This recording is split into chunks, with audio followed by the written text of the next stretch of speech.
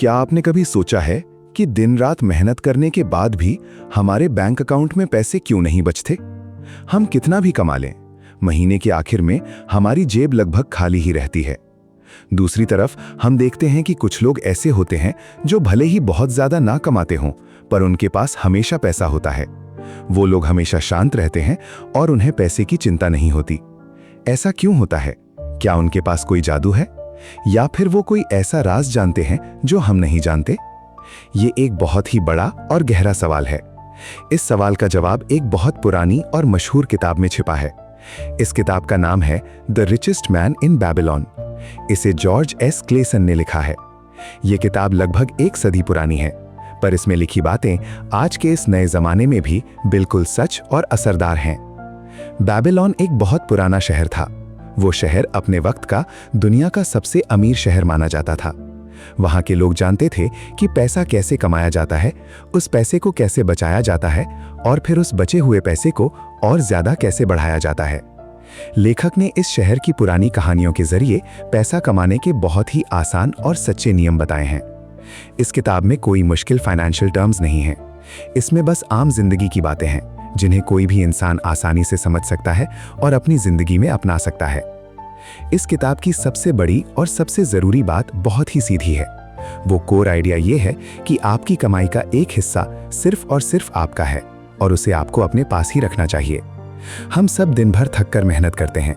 जब महीने के आखिर में हमें हमारी सैलरी मिलती है तो हम सबसे पहले दूसरों को पैसे देते हैं। हम रेशन वाले को पैसे देते हैं, हम अपने लैंडलॉर्ड को घर का किराया देते हैं, हम बिजली और पानी का बिल भरते हैं, हम नए कपड़े खरीदने के लिए दुकानदार को पैसे देते हैं। अगर ध्यान से देखा जाए तो हम अपनी मेहनत की कमाई से बाकी सभी लोगों को अमीर बना रहे हैं, बस हम अपने आप को छोड़ देते हैं। इस किताब का मूल मंत्र यह है कि आप जो भी कमाते हैं उसका कम से कम 10% हिस्सा आपको सबसे पहले खुद को देना चाहिए। ये 10% आपकी असल बचत है। ये वो छोटा सा बीज है जिससे आगे चलकर आपकी अमीरी का एक बहुत बड़ा पेड़ बनेगा। अगर आप 10,000 रुपए कमाते हैं तो 1,000 रुपए सबसे पहले अलग निकाल लीजिए। ये पैसे सिर्फ आपके हैं, इन्हें आपको कभी खर्च नहीं करना है। ये आपका अपना पैसा है जो आपके आने वाले कल को पूरी तरह से सुरक्षित करेगा। जब आप खुद को सबसे पहले पैसे देते हैं तो आपके अंदर एक अलग सा आत्मविश्वास आता है। इस किताब में पैसा बचाने और बढ़ाने के कुछ बहुत ही जरूरी सबक दिए गए हैं। आइए उन सबक को एक एक करके बहुत ही आराम से और विस्तार से समझते हैं ताकि हम इन्हें अपनी जिंदगी में उतार सकें। पहला सबक ये है कि अपने बटुए को मोटा करना शुरू करें। इसका मतलब वही है जो हमने अभी समझा। अपनी आमदनी का 10वां हिस्सा हमेशा बचाएं। शुरू में ये थोड़ा मुश्किल लग सकता है। आपको लगेगा कि जब पूरे पैसे में खर्चा पूरा नहीं होता तो 10% निकालने के बाद घर कैसे चलेगा।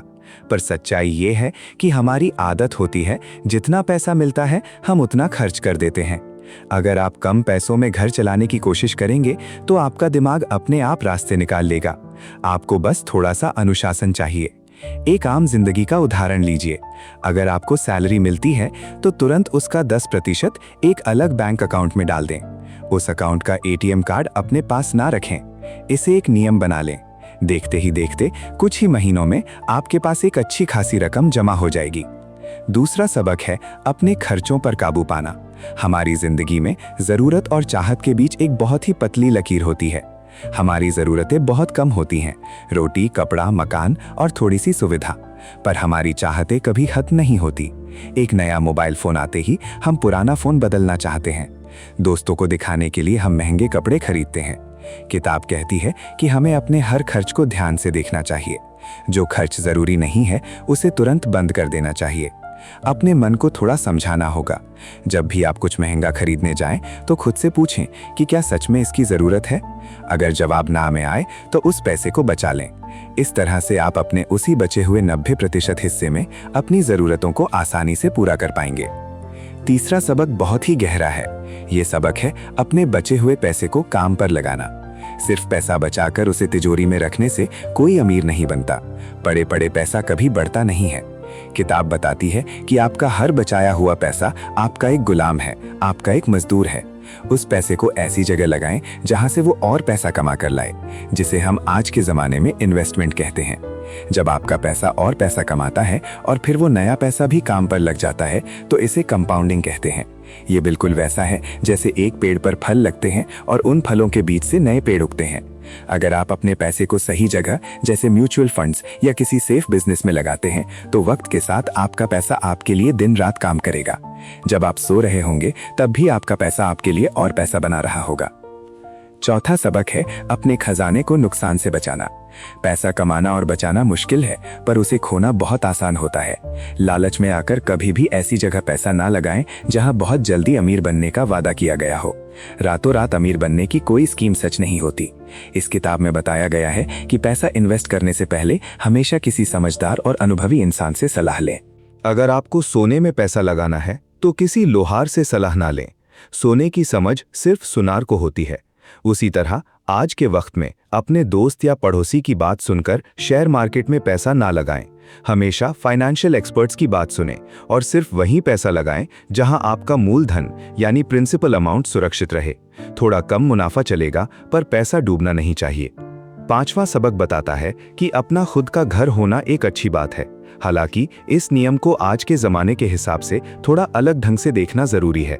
किताब कहती है कि अपने परिवार के लिए एक छत का इंतजाम करना चाहिए ताकि आपको हर महीने भारी किराया ना देना पड़े। जब इंसान के पास अपना घर होता है तो उसके मन में एक शांति होती है। वो अपने काम पर ज्यादा ध्यान दे पाता है।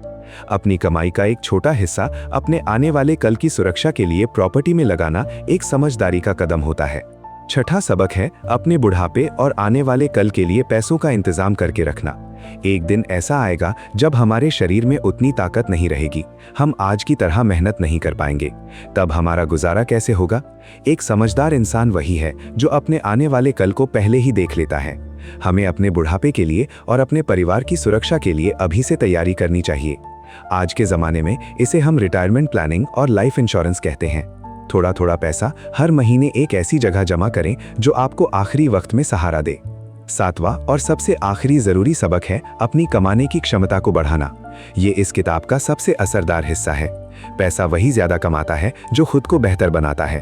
अगर आप एक ही काम सालों तक एक ही तरीके से करते रहेंगे तो आपकी कमाई कभी नहीं बढ़ेगी। आपको हमेशा कुछ नया सीखने की कोशिश करनी चाहिए। नई स्किल्स सीखें, अपने काम में सबसे माहिर बनने की कोशिश करें।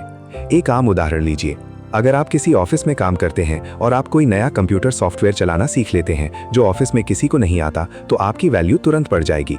आपका बॉस आपको ज्यादा सैलरी देने के लिए तैयार हो जाएगा। अपने ऊपर खर्च करें, किताबें पढ़ें, नए कोर्स करें, अपनी नॉलेज बढ़ाएं, क्योंकि सबसे बड़ा और अच्छा रिटर्न एजुकेशन और खुद पर किए गए इन्वेस्टमेंट से मिलता है। इस किताब में कुछ बहुत ही यादगार और सीखने वाली कहानियां हैं जो इन सभी नियमों को सच साबित करती हैं। एक कहानी है आर्काड की। आर्काड बेबीलोन का सबसे अमीर इंसान था, पर वो हमेशा से अमीर नहीं था। शुरू में वो एक बहुत ही गरीब आदमी था जो मिट्टी की तख्तियों पर लिखने का काम करता था। वो दिन रात मेहनत करता, पर उसके पास कभी पैसा नहीं बचता था। एक दिन उसके पास शहर का एक बहुत अमीर आदमी आया। उसका नाम अल्गमिश था। आर्काड ने उस अमीर आदमी से अमीर बनने का राज पूछा। तब अल्गमिश ने उसे वही नियम सिखाया कि अपनी कमाई का एक हिस्सा खुद के लिए बचा कर रखो। आर्काड ने इस नियम को पूरी तरह से अपनी जिंदगी में अपनाया। उसने कई गलतियां भी की। उसने गलत जगह पैसा लगाया और डुबाया भी, पर उसने हार नहीं मानी। वो अपनी गलतियों से सीखता गया, अपने अनुशासन को बनाए रखा, और एक दिन ऐसा आया जब बेबीलोन के राजा ने उसे सबसे अमीर और समझदार इंसान का खिताब दिया।